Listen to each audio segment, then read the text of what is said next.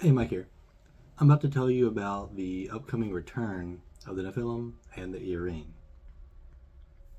So, after the direct phase of their interaction on Earth as fallen angels and then also the children of the fallen angels, the Nephilim, they chose to be worshipped as false gods. You can see them in the pantheons of Greece, Rome, Egypt, and many others. These entities were operating our world from behind the shadows, and they seem to have switched gears lately for a more subtle attempt at influencing world events.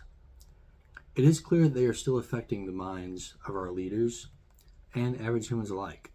However, they are still trying to reproduce with humans with negligible results, as God has greatly attenuated their success in this practice. So, looking back into not necessarily ancient history, but history from a long time ago, mostly in Europe, I would say, there's folklore regarding fairies. The will-o'-the-wisps were often portrayed as mischievous or malevolent spirits that led travelers off their path, causing them to get lost in marshy or dangerous sites. They are said to entice people with an alluring light, only to vanish when approached. Stories of these lights have been used to caution people against following strange lights in the dark. You shouldn't do this. In modern days, there have actually been reports of people trying to follow what they see as a UFO and driving off the road, especially in more treacherous environments. The will-o'-the-wisp is often described as a flickering or floating light that hovers above the ground. Its appearance can vary, but it's typically depicted as a small, glowing flame or orb of light. The size of the light can range from small candle-like flame to larger basketball-sized. Now, the color of these things can also vary, commonly reported as white, yellow, blue, or green. The light may appear steady or pulsing, and it can emit a soft, ethereal glow. Sometimes multiples of these things are reported seen together in clusters, forming a moving line. That's also how modern UFO reports are described. From 1500 to 1,000 years ago, well, hold on, let's pause on that for a second. Back to the whole fairy thing. The will-o'-the-wisps were associated strongly with fairies, and they were said to abduct human children and try to replace them with what was called a changeling, which was not fully human. Now, this sounds like just fairy tale nonsense. So let's skip ahead. 1500 to 600 years ago, there were these entities that were feared called the succubus or incubus. Sometimes they attempted to seduce, other times taking humans by force. What's interesting here is the shift toward the female persona and taking genetic material from men as opposed to the historical attempts in ancient pantheons of male divine creatures trying to impregnate human women. This is actually bigger than most people notice. For one, the strong masculine image of these creatures is no longer there. Secondly, these angels can take human form, and presumably, unlike humans, they can choose which gender they want. We also see this demonic concept appearing in human society today. It's also possible that some angels could actually be female. There's still a remnant of the ancient attempt to inseminate human women via this form, often called the incubus in male form. While there is no description of what these succubi looked like as they traveled to and from the homes of victims, there is a description of another creature from exactly the same time period. That's what I mentioned a moment ago with the fairies. They were believed to abduct humans, especially children, either to serve them or take them to their otherworldly realm. They were said to offer guidance, especially in a natural setting. They may provide assistance or offer advice to people. The key thing here is that they take people to an otherworldly realm when abducting them. And people came back changed. sometimes dramatically. Quite often they didn't live long after the encounter. Just as the will-o'-the-wisps led people off their path, we see modern lights in the sky that have caused people to drive off the road or wander into the field or wander into woods. These are called UFOs. And there is a strange connection, assuming these were actually entities from another world. It's strange that they would be connected with wooded areas. That's where most of the UFO reports are. For example, one of the most famous ones is the Rendlesham Forest incident, obviously taking place in a forest.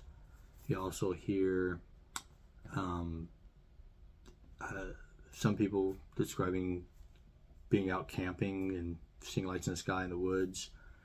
It's usually in wooded areas or natural environments. It's never out of the blue in a major city. We have seen each interaction of these entities and how they've degenerated over time. From beings worshipped as literal gods, with the apparent power and strength to back up their false claims, to being infertile and spindly, weak shadows of their former selves. So, skipping to end times prophecy, you often hear the phrase, as in the days of Noah, associated with end times events. This expression originates from the New Testament, specifically in the Gospel of Matthew, chapter 24. See verses 36 through 39. In this passage, Jesus is talking to his disciples about signs of the second coming and the end of this age. Not necessarily the end of the world, but the end of this age, when the Messianic kingdom arrives. Let's read that. But concerning that day or hour, no one knows, not even the angels of heaven, nor the Son, but the Father only. For as it was in the days of Noah, so will be the coming of the Son of Man. For in those days before the flood, they were eating and drinking and marrying and giving in marriage until the day Noah entered the ark. And they were unaware of the flood until the flood came and swept them all away. So it will be in the coming of the Son of Man. Now, here the reference to the days of Noah draws a parallel between the conditions and behaviors of people during Noah's time and those that will prevail before the second coming of Jesus. The narrative of Noah's Ark, found in the book of Genesis, chapters 6 through 9, where God instructed Noah to build the ark to save himself, his family, and various animals from a worldwide flood that would cleanse the earth of wickedness. The key characteristic highlighted in the days of Noah was people's lack of awareness or readiness for the impending cataclysmic event due to the preoccupation with mundane activities.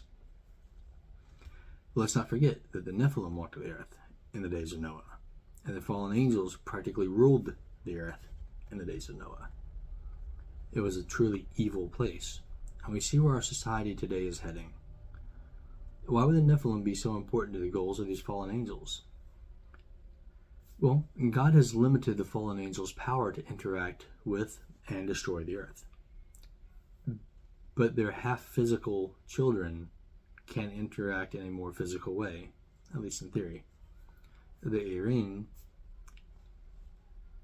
could pass down orders to their children and rule once more, only by proxy this time. In our modern world, we have the technology and the ability to bring back extinct life forms. And there have even been attempts to breed superhuman entities, which have been discussed in the past by very misguided people. And we see the persistence that these fallen angels still maintain in attempting to reproduce with humans.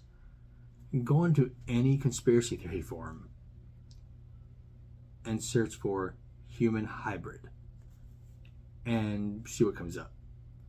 You will see that regardless of what we're calling these entities, whether they are fallen angels, aliens, fairies, whatever, they are still working, if it's under one identity or new identity. These hybrids are the Nephilim, the fallen ones, the ones who cause people to fall. And their heavenly parents, the Yerim, or the Watchers, or the fallen angels, as they have always been, only under other names. It is important for believers to stay vigilant, spiritually prepared, and focused on their faith, rather than getting entangled in worldly distractions. We need to study these important spiritual topics so that we will know what to look out for.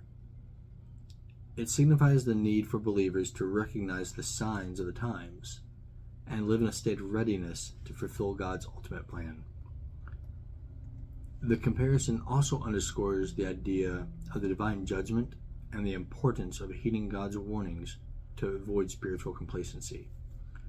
So, whatever you want to call these entities, they are still trying to create human hybrids to take control of this planet, but they will fail. It's up to you to decide which side you want to take. But God will win in the end. And if you found this helpful in any way, please consider liking and subscribing. And as always, have a blessed day.